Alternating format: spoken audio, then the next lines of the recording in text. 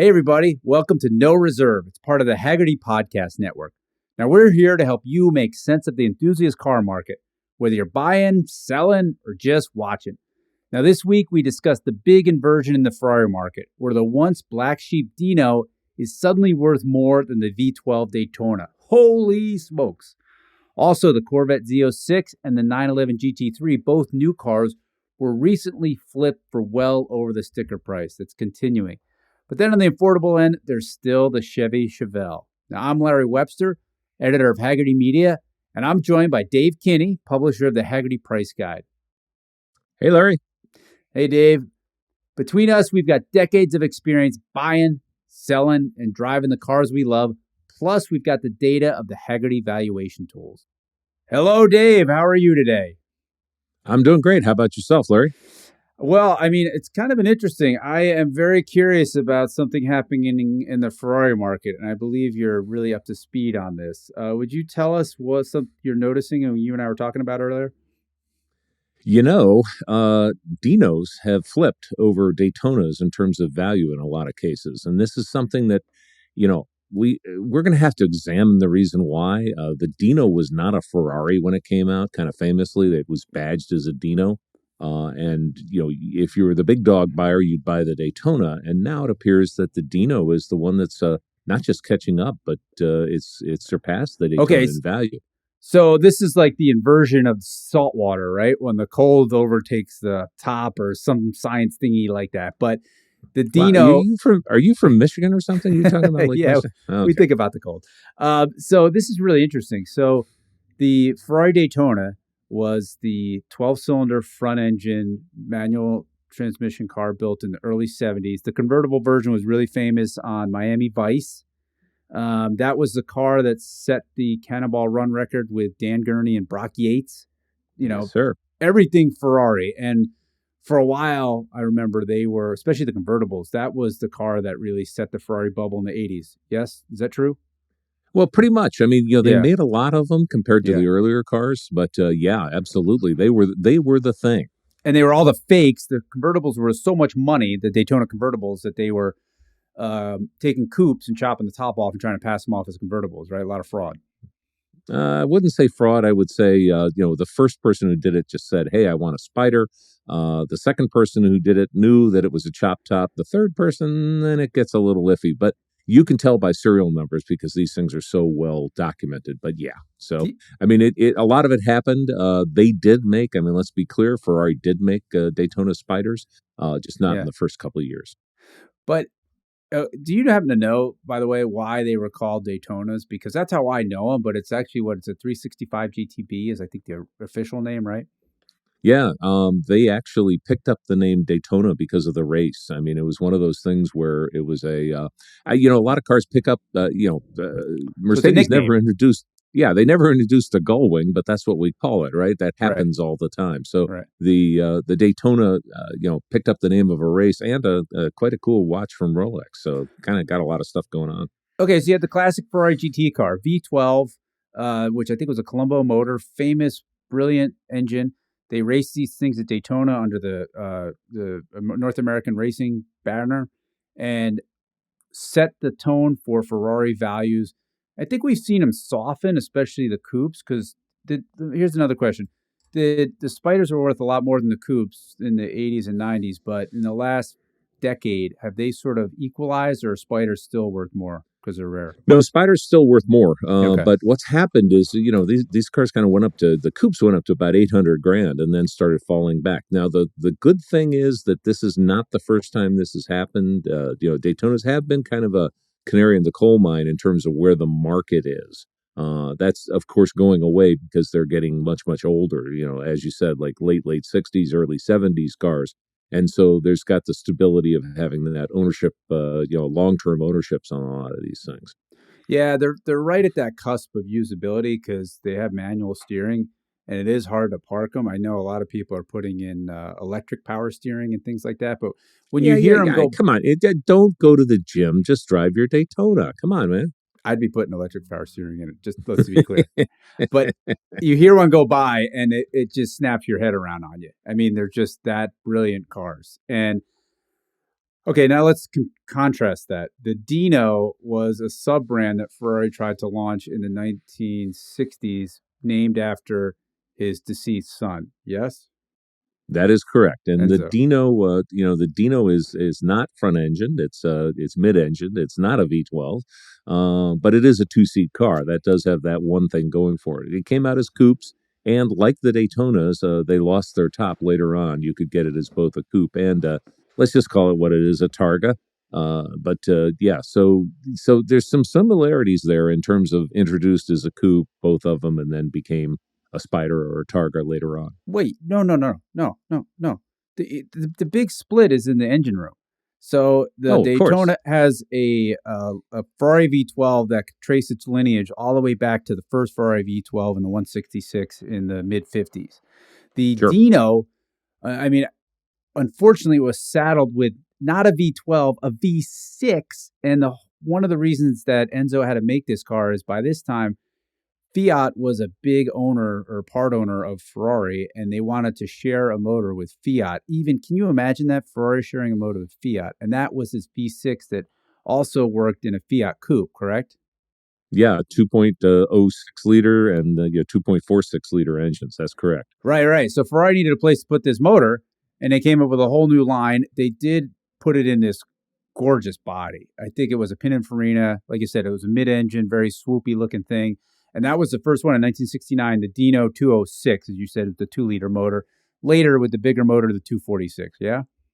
That is correct. Now, it also went into a coupe for Fiat, so you could get the very good-looking coupe. I'm sorry, the very good-looking Spider, and the kind of looks like a Fiat coupe.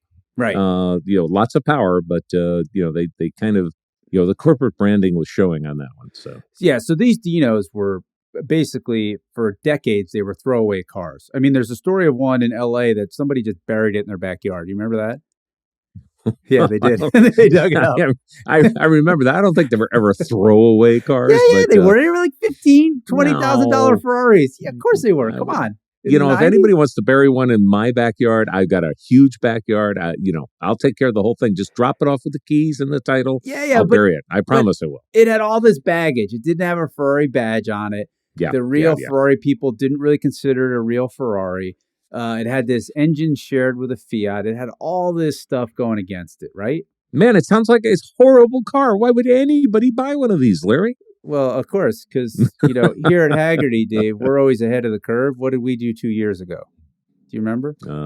We put it on the bull market list, and we said, hey. Of course we did. This car, we're seeing signs something's going on here. And sure, you've probably been noticing this for a while because cars that were below 50 grand were maybe in the last decade, that run up in Dino prices has gone up to several $100,000. Yeah. That's correct. Yeah. What drove that, do you think? I think it's those kids today. I think that really what's happening is that the Daytona appeals to an older demographic, and it being that older demographic, I'm going to just go ahead and jump right in and say me. And the Dino. That means you and your buddies, Dave? Yeah, all the guys at the country club with me, smoking the cigarettes and talking about how horrible things are. That's me. What can I say?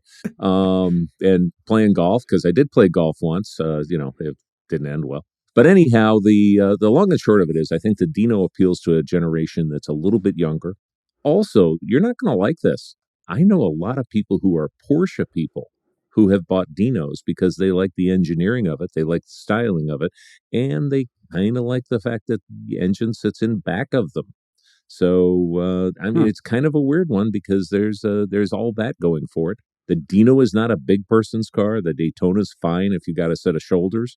So there's those things going on as well. I've driven a couple of Dinos. I've driven lots of Daytonas. I must tell you, I have my head turned to the side when I'm in a Dino because I can't get my head in along with the rest of my body. Well, you're like 7 feet too, right? I mean, you're pretty big. Yeah, something like that. But more like 6'3". But that's the point. But anyhow, the full-blooded long American. There you go. The long story short on this is that I think its appeal across generations is a little bit different for the Dino than it is for the Daytona. Which, of course, means that demographically speaking, the Dino will stay up there, where the Daytona might stay right where it is, but probably not a lot of growth right now, which is kind of sad. I like the Daytonas better. I'm just going to say it. I like them a lot better than the Dinos. Well, there's something fascinating about it because I see what you're saying. Like the next generation is more interested in the Dino rather than the Daytona, and we're seeing that across the market. But it's usually cars of a later generation. So, mid '80s Testarossas I could see being worth more than Daytonas someday. We're going to park that because I know they built a lot more Testarossas, and you're probably going to say that was a dumb thing to say. But however, these Dinos and the Daytonas are from the same era, right? Exactly. That's what's really interesting. Made at the same exact time. I mean, Right. There were like, Dino's coming down the line here, Daytona's coming down the line there, but not much difference between the two. Okay, here's the theory. On one hand, the Dino's was rejected because it didn't have a Ferrari badge. Could there be a little bit of people don't want the Ferrari badge and what it stands for, and maybe the Dino appeals to them for that? There might be something like that, but I kind of doubt it. Almost everybody who's taken their Dino badge off, thrown it away, and put a Ferrari badge on. It's a kind of a rare one when you see it still has the original Dino badges on it. And then the guys who have the big Ferrari Scuderia crests on the fender and all that sort of stuff. I better be very careful because my 612 Scaglietti has those. But in the meantime, I don't think it's rejecting the Ferrari. Oh, okay. I think it's more like rejecting the front engine V12 Ferrari, or maybe just saying, wait a minute, this was a cool car too. I know people who own both a Daytona and a Dino, and they use both, and they enjoy both. So, I think though there is a generational difference here. Yeah, the thing, I've driven the Dinos as well, and a couple things jump out. Another kind of interesting differences between the Dino and the Daytona. The Dino, I don't know if they call it a Spider, but it's basically a Targa top. And the Daytona Spider has a more conventional convertible top. The Daytona Spider is worth more than the coupe. But now when you get to a Dino, it's the other way around, right? Well, in some ways, yeah. I mean, there's so many differences between the years. I mean, they come out in, basically 1968/1969. And they're all coupes at that point. Then there's some early cars, the L series cars, and things go a little bit different. But think of another make where the coupes are worth more than the convertibles. It starts with a P and is made in Germany. Yeah, the Porsches. So the Dino. Oh, I see. Oh, hey, I got you. You led me down a path here. You said earlier that perhaps Porsche fans are buying the Dino, and as Porsche hardtops are worth more than the convertibles, it's the same with the Dino, right? Right, Dave? In some cases. Now, don't make that big generalization. Like don't muddy the waters. Come on, let's get specific. It's true, right? You want a hardtop Dino. Whatever you say, Larry. Whatever you say, even if you're wrong. Whatever you say, Larry. Now, the 246 GTSs, the 72, 73, the late cars, have a lot going for them. I know that GTS is Targa? Yeah, GTS. Okay.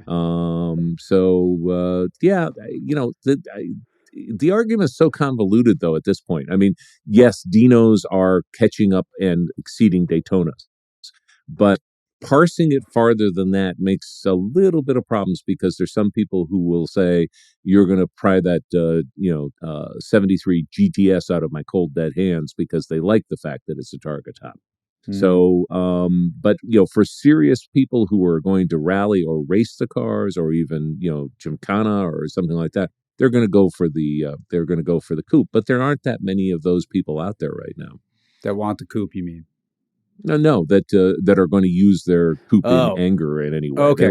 They like the structural rigidity of having a coupe. I have found in the Dinos, the later 308s, for me, just driving it around, the difference I feel in the chassis rigidity between the coupe and the Targa is pretty dramatic.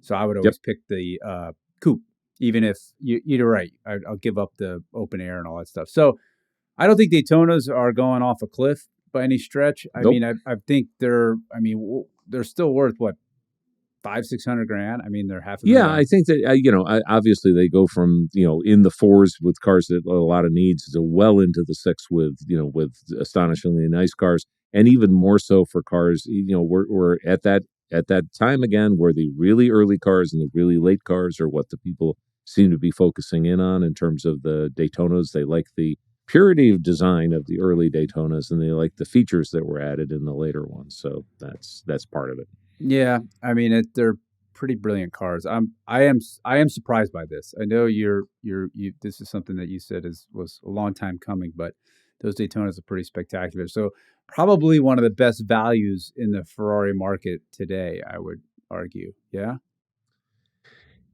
It's a lot of car for the money, and it is, the game changer, one of the game changer cars for Daytonas. Having been around back then, I remember when people said, wow, there goes the Ferrari world. They're building like 1,200 of these things.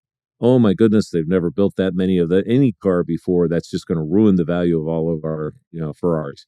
Well, that's a joke because, I mean, now 1,200 cars, 1,400 cars is just nothing. That's like a limited series. But back in the day, that was a big deal when Ferrari was making 300 of this and 285 of this and 690 of this. So that's how much the world has changed in these 50 years. Oh, I tell you, we just Hagerty on the Hagerty YouTube channel. There's just a new video on the kind of Sport Beauty thing that Ferrari makes. I think I'm going to say it right. You could tell me the Ferrari Puro Sangue. Nope, Puro Sang. I think it's all right. Yeah, we'll have to whatever. See. I've might been take wrong a while. before. So they're going to make 2,500 of those a year. And it looks just like the Mazda. What is it, MX-60 or whatever it is? MX-30. So, MX-30. I doubled it. Anyhow, yeah, it's kind of interesting. They'll sell all of them because everybody makes all their money on SUVs. Every 911 Porsche, every time they see an SUV Porsche go by, instead of giving it the one finger salute, they should get out and just bow their heads that they did that, because that's where the money is. The money's making these SUVs right now, and that keeps the sport cars afloat. So I don't know if that's going to happen with Ferrari, but I would not be surprised if that's true. I want to move on. I'll just say this. Ferrari has said they're going to keep that production of that thing pretty low. They could probably sell a lot more than 2,600, and it's a publicly traded company. Things change. You could be right, but they're like $500,000. I think that's kind of self-limiting, don't you? I mean, I think so, but there seems to be so many cars that sell for several $100,000 these days that I'm not sure that's true. I mean, not all of us have 612s and Bentleys like you, Dave. So, I mean, a lot of us think about things like maybe we could buy like an Acura Integra Type R. Might have been on our radar, except did you see what happened at Amelia recently? Yeah, that broke a world record, a Type R Acura Integra in beautiful white, I might add. I think the Type Rs were all white, if memory serves. And this sold at the Broad Arrow auctions there, and it was a stunning outlier, $40,000 more than the next highest. $151,200 to be exact. That's a lot of money. Yeah. These are pretty interesting cars. Tell me your thoughts on this. Are you sitting there going, the world has gone crazy, or you're like, oh, these have been undervalued forever? It makes perfect sense. I don't know about how forever they've been undervalued, but when we see that one of these goes for big, huge money, then that's when we kind of sit up and notice and think, why is this happening? I think that part of it is that there's so much emphasis now on the cars from Japan, especially JDM. This, of course, is not not your normal choice of JDM cars. It's got the steering wheel on the correct side and all those other fun things. This is something you could have bought but didn't, I guess would be the best way to describe it. I don't think, one of the struggles for the Integra line was such a brilliant car, because this is at a time when Honda was really flexing its muscles with regard to its powertrain. And so you had, in this car, you had a 1.8 liter engine with 195 horsepower. That's, holy smokes, more than 100 horsepower per liter, non-turbo, right? Honda had the S2000. It was a 2 liter, 240 horsepower. Oh my God. I mean, our brains were about to explode. The Integra Type R, they built as a road racing special. And I knew a lot of folks who road raced this thing in the States. And I don't know if people realize just how different the Type R is from a regular GSR or regular Integra. I mean, I've heard numbers like there's only 5% of the part numbers between a Type R and a regular Integra are shared. And Yeah, I think, it's pretty amazing because everybody knows somebody's mom or dad who had an Integra. yeah, They were just out there, but this car was like, okay, let's pull one over on people. Let's do this Type R that is so incredibly different.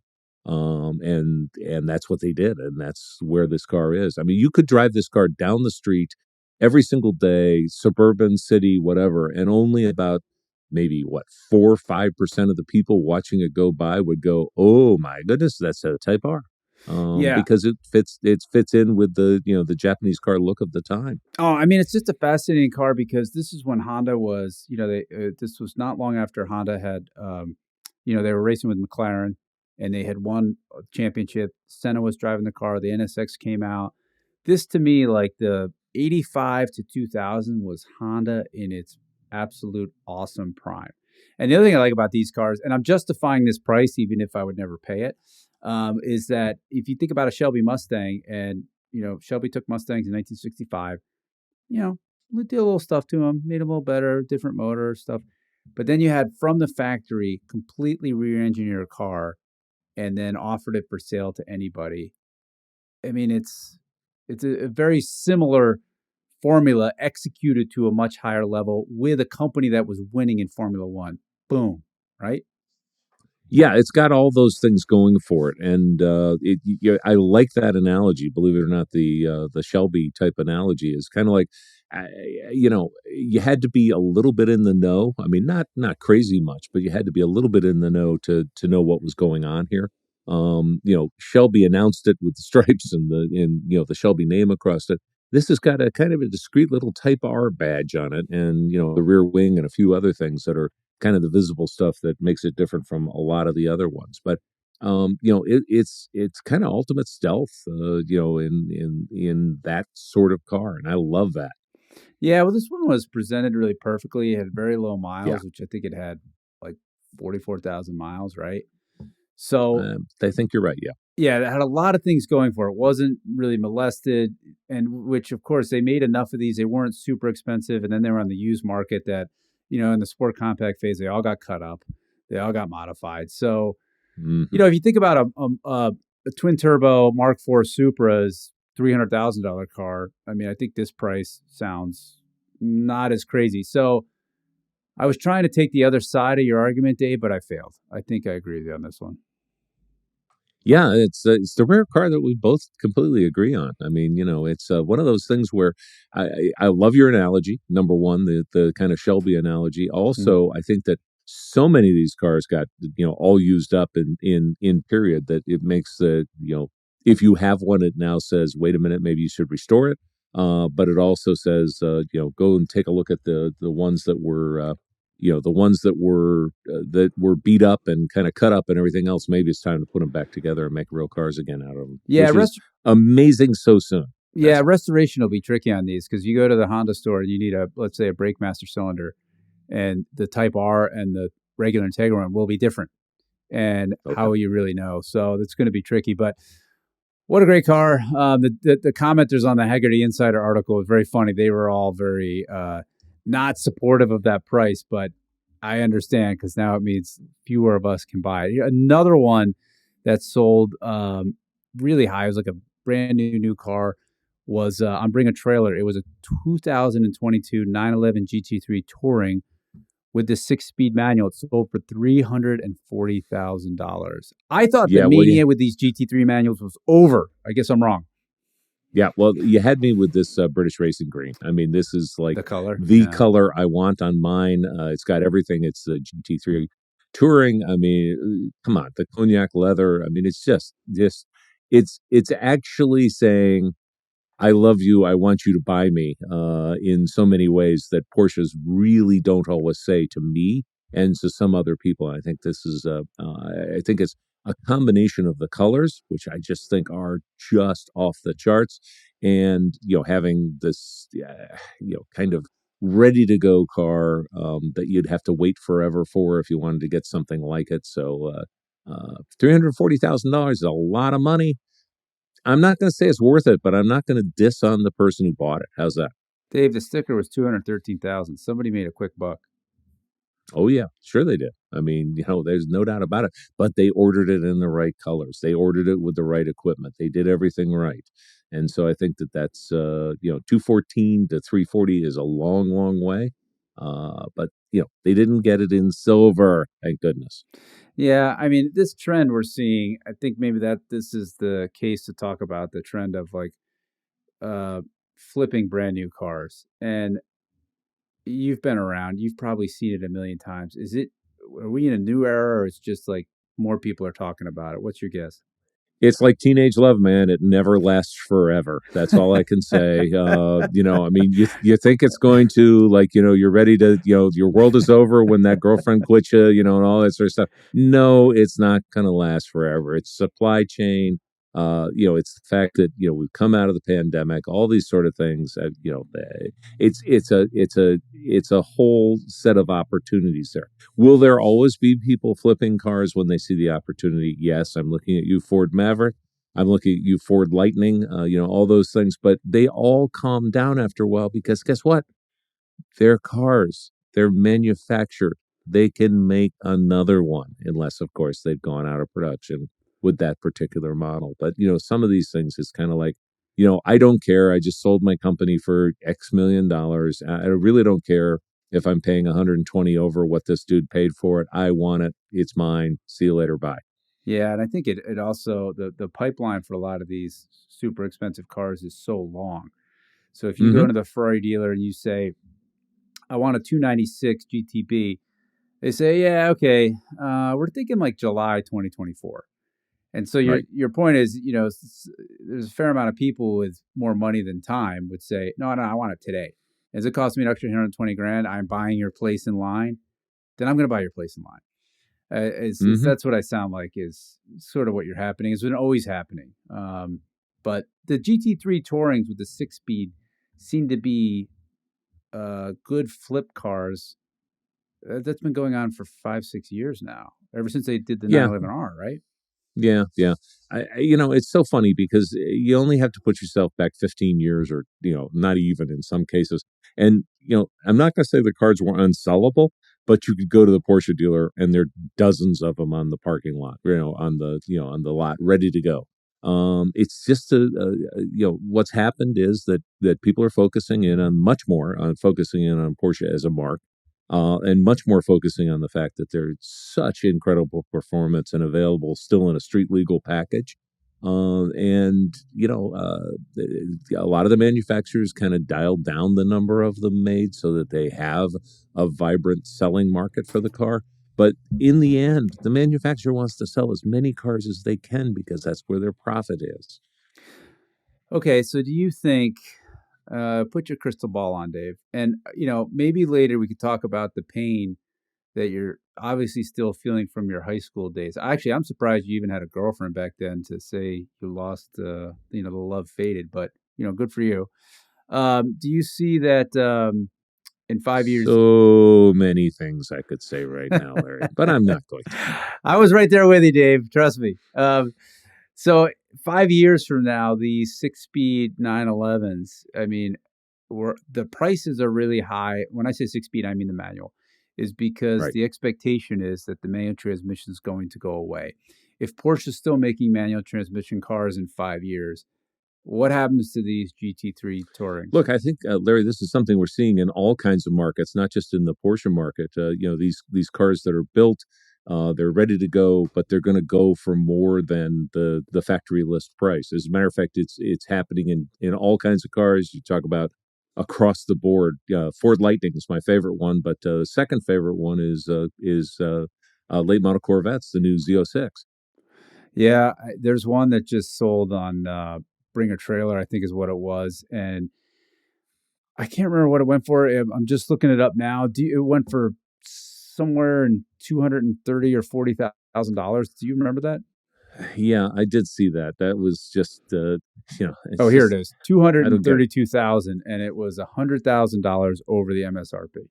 Yeah, almost $104,000 over MSRP. And the problem with this is that one of the things that I see with this is apparently there's a warranty issue, that we don't know if General Motors is going to honor the warranty on it because was a car that was flipped, and that's just kind of astonishing to me. I mean, I don't get okay. it, but There's a lot of things going on here, and sure. I find it so fascinating because on one hand, manufacturers want their cars to be so valued that people want to buy them just to flip it. On the other hand, they want to reward people who really appreciate the brand and the car, and not somebody that just wants to flip it. They don't want the flippers who are typically very savvy about getting on the right order list and they have connections with the dealers. They don't want them soaking up all of the allocation, right?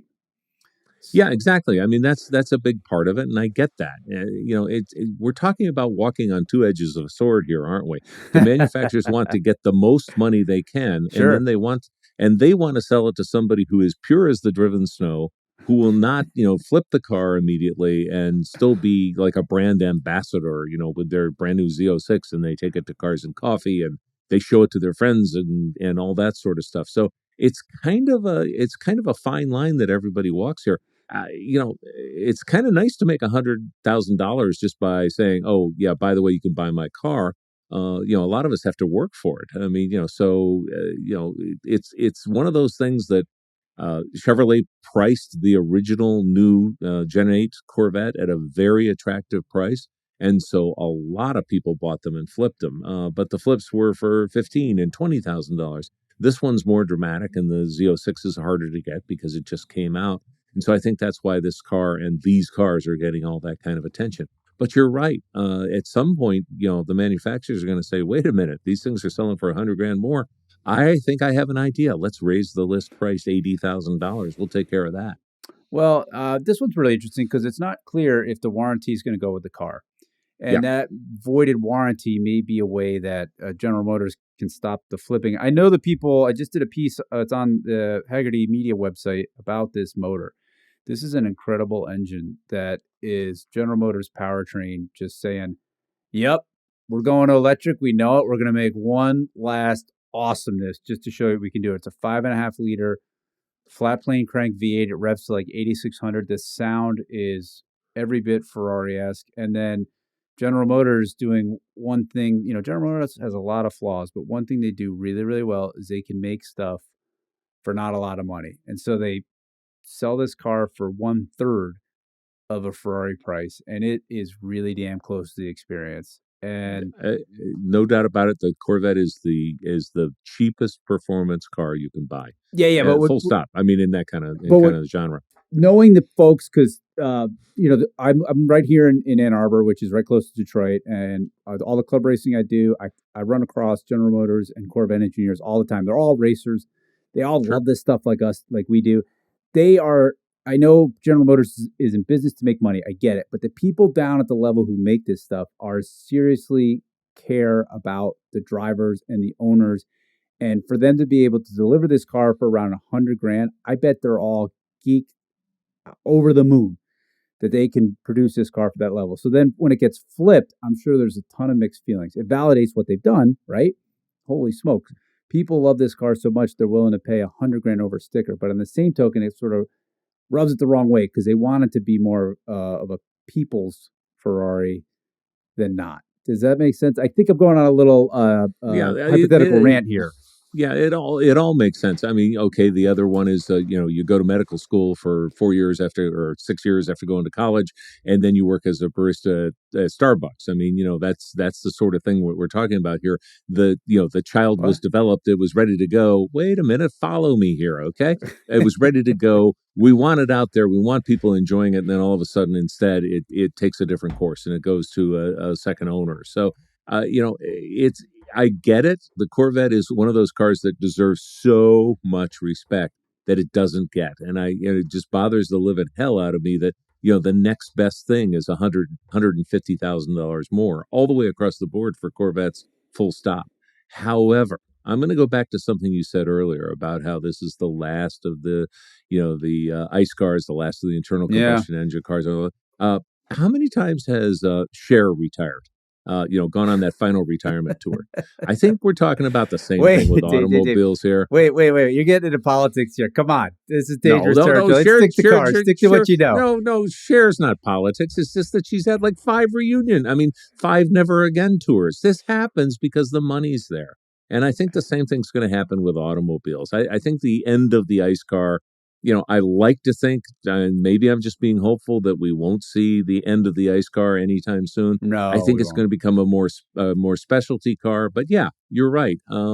It's a very special car. But let's not say this is the last development of the ICE motor for General Motors. Fair. It's not.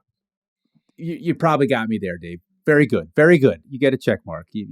I think I was wrong about that. I'll eat that. But on the flip side, what I love about it in this motor is you just know the people making it, they loved making this thing, and you can tell. Amen.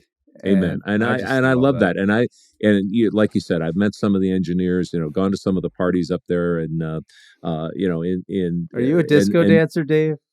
No, you are, aren't you? No.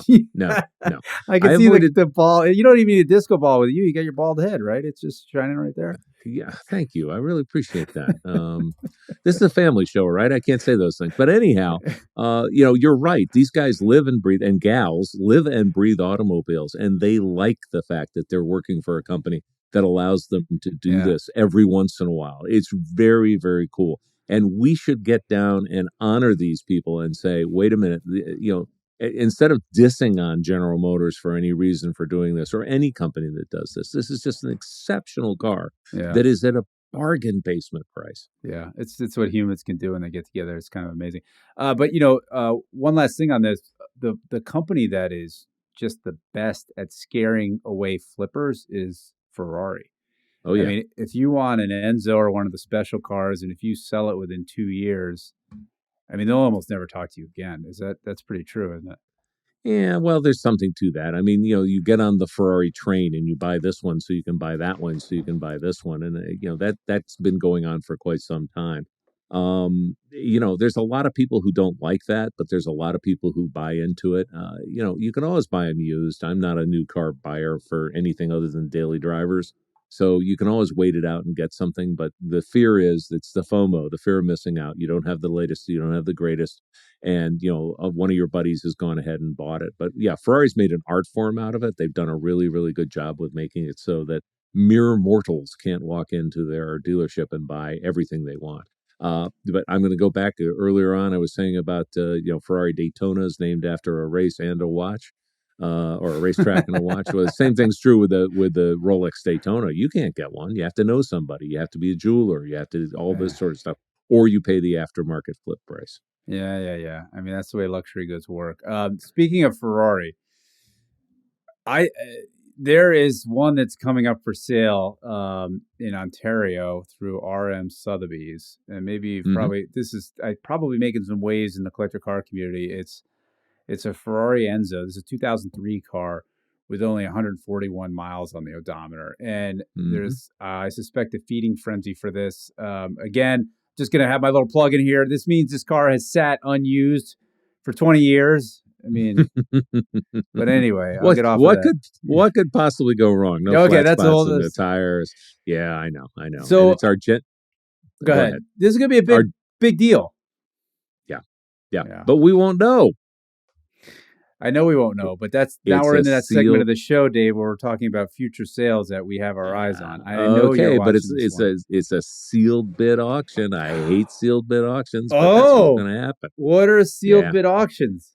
Okay, so that's when, Larry, you go in and you say, I want to pay $3.5 million, and you write it down, and you send the note to the people at the auction company, and you say, I bid $3.5 million, and then I come in and I say, I want to bid $1.2 million, and while they're laughing at me, they're going out and saying, well, let's see who beats Larry's bid.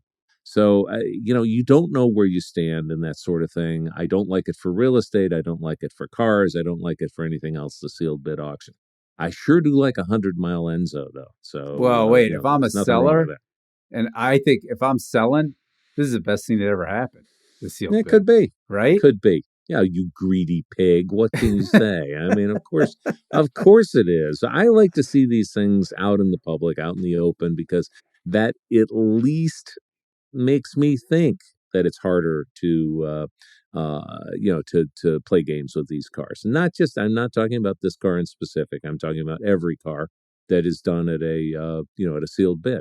Just don't like it. Dave, I'm going to ask you, I mean, as a used car dealer, you understand Former. I'm reformed. You're never reformed. I haven't done it in Once years. you got that in your blood, that's it, Dave. This is who you are. But you really understand the psychology of people, I would guess. And since, you seem to have a pretty nice house, and I heard you own a Bentley and a Ferrari, you've done pretty well at your used car sales. You're beating me on that, man. You're beating me on that. But the psychology of an auction is fascinating, right? Because I've heard you say to me, like, you need it to be out in the open because on one hand, nobody wants to look like the idiot that paid too much for the car. But on the other hand, they're not shy about letting people know they have the money to pay too much for a car. You know what I mean? You can always go in the next room, pick up your phone, and call the auctioneer right when you're there. I mean, there's all kinds of ways that you can buy the car anonymously. Right. However, you do see kind of the tells that the auctioneers have. Whether I was looking at a car recently where I won't say what kind of car it is or whatever, but it did not sell, and the owner, let's just say, wanted $900,000 for it, and the high bid on the car was, let's just say, $400,000. Well, there was no high bid on the car because it didn't sell. So the auctioneer can control that. They can make a bid in a no reserve auction up to the point where the car goes off reserve. All that stuff's there, but I know that. But I don't know. What I don't know is that these sealed bid auctions, I have no idea who the bidders are, how much they're paying, or what the actual market is on it. And as a market guy, much more than a used car guy, by the way, I'm a market guy. I want to know that stuff because that's information that really, really is important to me. Yeah, it's important to you, but I'm thinking like there's two different psychologies at play here. If it's in a live auction room, right? You're potentially you're in a competitive situation where you're trying to outbid somebody, and then there's the added bonus of you are communicating that you can pay many, many millions for a car, right? There's an ego value in that. And now that tends to drive prices higher than they might be. That's why we see record prices. That's why we have live auctions, right? It's kind of the way they work. And then on the flip side, though, you have now this thing that's growing, the sealed bid, where you're really invoking the fear of missing out on the buyers more so than you are the potential gratification of winning in the room, right? So that's what I think is pretty fascinating. There's two different psychological levers that each one is pulling. Now, I may be out on a limb here, Dave. You tell me if I am, but that's what I'm thinking on something like this. Yeah. Wow, it's kind of the smartest thing you said. You didn't think I had that in me, did you? Yeah, I'm very impressed. I think we should just wrap it up right now because, I mean, you got your big win there. That's the height of it, yeah. Yeah, you're right. No, absolutely correct. And don't ever think that this whole thing about selling stuff isn't about psychology. Yeah. Why do we go to the Rolex dealer every 6 months and go, is my Daytona in yet? All that sort of stuff, because we want that thing, but we'll play that game to get it. You're absolutely right. It's all about marketing. It's all about the perceived value that's there for people, and sometimes people think that they're going to get a better bargain. On the flip side, some people think they'll get more money when they're selling it for a sealed bid, and I get that too. I just don't like it. I don't have to like it. Yeah, no, we want the information. Me speaking personally, that's all. Yeah, I know you and the Hagerty evaluation team tracks all these values. It's kind of fascinating to me that F50s became more valuable than F40s in 2021.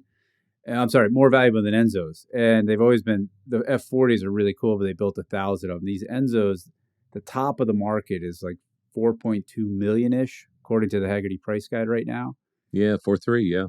So this is, I mean, maybe we won't know, but it's going to, actually, you guys always seem to hear what cars sell for. So this has got to be a record-breaking Enzo, don't you think?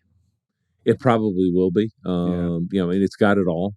I would rather that it be in silver than in red, so that's a good thing. But that's going to help the price that it's not red. I think it will. I think it will. Because most of the F40s, most of the F50s, most of the Enzos. I don't know this for a fact, but I know it because I like this. Most of them are red, and I don't like red Ferraris. So there you are. Always got to be different. I mean, yeah. All right. Well, if you hear, Dave, are you going to promise you're going to tell us, right? Yeah. You're not going to withhold that information. Okay, good. No, I will. I've got those cameras and those microphones on the walls all over the place, and we're just actually, the cameras would be creepy. Just the microphones, okay, on the walls of all these places. So I'm trying to find out. So there's another car for sale. This one's another Ferrari that I highlighted that was of personal interest. It's a 1977 Ferrari 512 BB. That's the Berlinetta Boxer. That's the flat 12 motor that they put in that thing. This is a race car. I just happened to come across an article about the North American racing team BB Racer, and it wasn't a factory car, and it just had this group in New Jersey that modified this thing into a race car, and they took it down to Daytona, and they had some pretty good luck with it. So it turned out to be a pretty neat race car. I just like the way these sound, the way they look. It's already at $100,000 with 11 days to go. Race cars are so hard to price. I think it's really tricky to know what these things go for, yes or no. But I don't know. Does this? I'm feeling like I'm apologizing that I think this thing's really cool. Maybe I am, but where does the market treat something like this without the history? Is it just like a weird hacked up BB or what? Well, let's go back to this, high school years when neither one of us got dates. I mean, this was what we were longing for, right? The exciting car that I had my cars, Dave. I didn't need girls. It's okay. Okay. All right. I get it. No, actually, okay. So here's how race cars are priced. It's about the races that they ran. It's about the drivers that they, that ran those racers, and it's the history of the car. How much of it is actually still there? Because with race cars, it's full on. Game, not a part of the game. You swap the engine out, you swap the rear end out, you swap everything out. So this is not a car that has, from what I can see, as I'm just looking at it now, this is on Bring a Trailer, by the way. And like you said, 11 days, $100,000 is what the bid is now. Very low amount of bid comments on it. Just 12 bids, 12 comments as I'm looking at it. This is the type of thing a club racer is all about having fun, all about, the style, all about the look. I love the look of this thing. It's great. It's aggressive.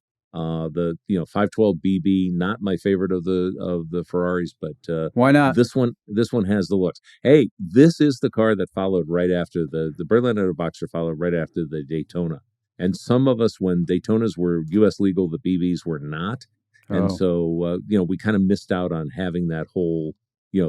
These cars as new cars, they came in as gray market, or they came in much later on.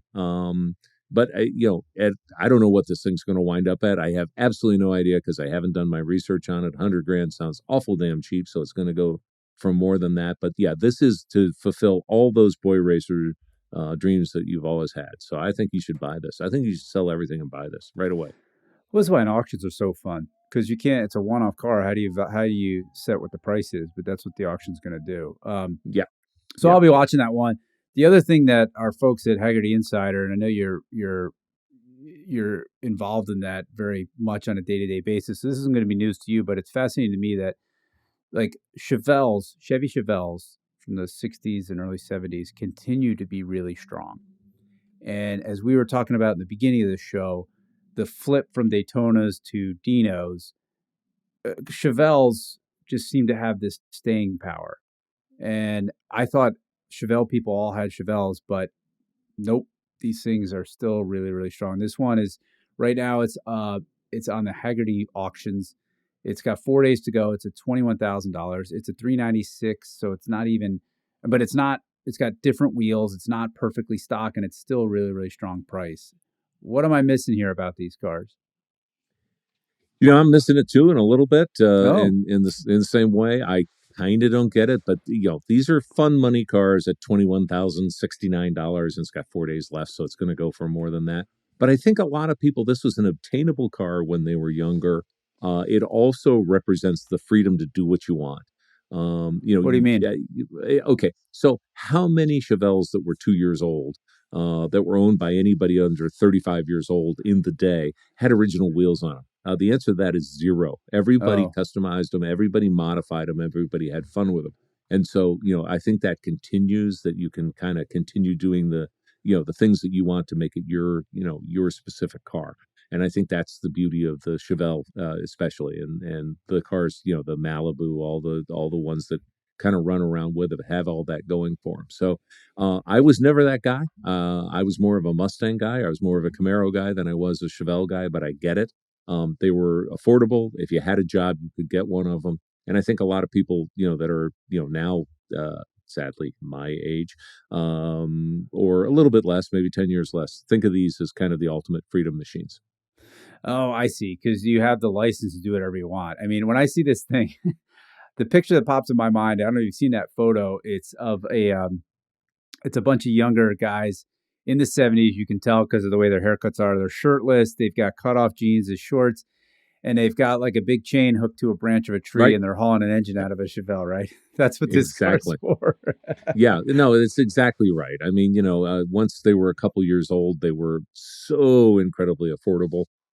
It's hard to represent today's money with 70s money, but let's just say for well under 10 grand, a bunch of guys could get. I mean, the contemporary money, well under 10 grand, a bunch of guys and gals could get together and have this car to go out and do what they wanted to, swap it out with a new motor, all kinds of stuff that you could do in terms of performance.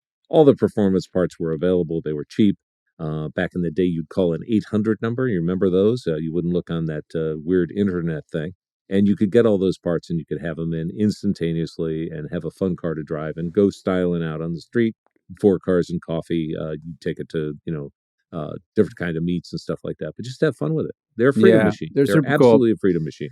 Yeah, my sons and I drove a 69, it's a Chevelle wagon on Route 66 a few years ago, and it was super fun. I mean, they are crude, but they go down the road really well, and if you get the right one, they ride kind of nice. They have that like GM float. The steering's really, really numb. I know that my son was driving and he was 16. Oh, yeah. That really made him scared. But once you get used to this. Try that with polyglass tires. Oh. Because that's what they came with. I mean, talk about float. You were on the road, like all over the road. So, yeah. Well, it's a fascinating week, Dave. It's good to chat with you. Anything that you want to say to the audience before we sign off? Let's see here. Springtime's coming. That's a good thing. So it's a selling season, right? It's the start of the selling season. So, forget all that work that you got piled up in front of you. Just do like I do and bring a trailer, go look at the auction listings on Cars and Bids. Go look at everything on Hagerty, on the Hagerty Marketplace. All right, we have that new one. Your boss doesn't need you to work all that hard. Just go ahead and take the time off. Yeah, I mean, Hagerty has a marketplace now, including auctions. So technically, I'm on the clock if I'm looking at this stuff. So you figured that out too, man. Don't tell anybody. Don't tell anybody. Well, that's it for me. I just want to say, as always, these cars are investments in joy. I mean, it's a theme I get to time and time and time again. Gosh, drive them. That's what they're there for. If you buy what you love, you won't be disappointed. Leave your questions in the comments. We'll get back to you. We'll look forward to catching you next week on No Reserve.